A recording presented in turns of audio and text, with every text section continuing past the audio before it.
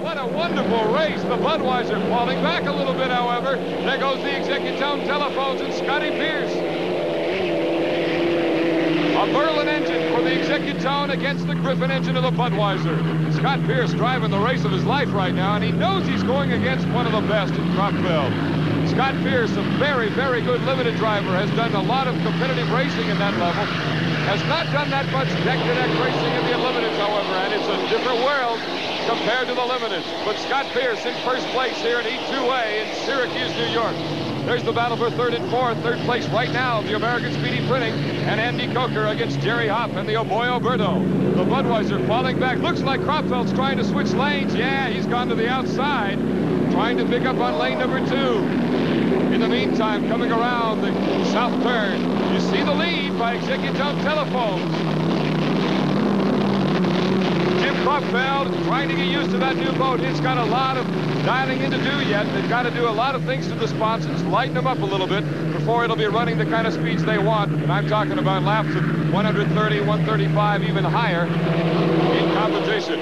Executone telephones, first place with Scott Pierce.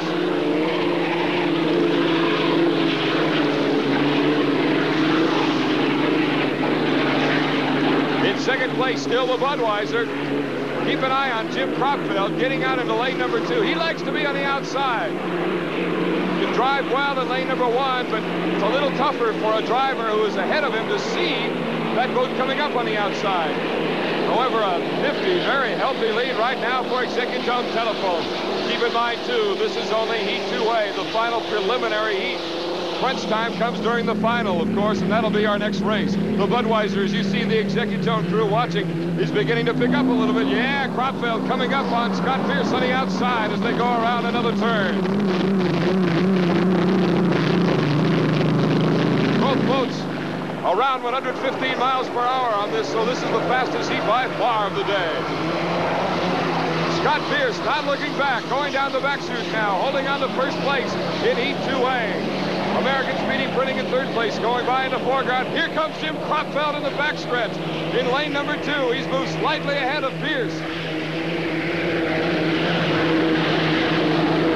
I'm really surprised to see this kind of race so early in the day. They want to save those engines. The Budweiser has burned up a couple of engines in testing here in Lake Onondaga in Syracuse, and I know they want to be careful for the final, but right now, nice little battle going between Kropfeld and Scotty Pierce coming down the main chute.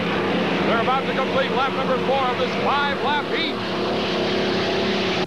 The Budweiser, Jim Kropfeld. The Executone crew, they know they've fallen back into second place, but this one isn't over yet. Look at this, Kropfeld holding on to lane number 2. You can hear the crowd in the background getting to see some wonderful racing as Kropfeld, a 5-time national champion in the limited level, driving the very famous Country Boy limited boat in the 225 cubic inch class. He's in first place now ahead of Scott Pierce. He's still holding in lane number 2, however, so Scott Pierce has the lane if he can get the horsepower and the speed going down the back chute to catch the Budweiser.